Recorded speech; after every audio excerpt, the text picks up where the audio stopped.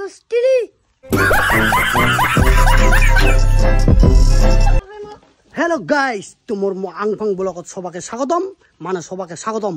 তো আজকে আমরা চলে গেছিল ভিডিও শ্যুট করবা। তো ভিডিও শ্যুট করবা মানে কিরকম ভিডিও শ্যুট করবা, এই যে মোর ভাগিনা ঝিঙ্গালালা হু কই একবার কত মামু তোর ডায়লগটা কি ছিল?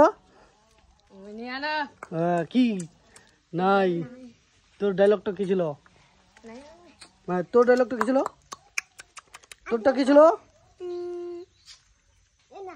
লিমডা ডিসমিস্টার লি নিমডা ডিসমস্তিরি হ্যাঁ, তোরটা কি ছিল?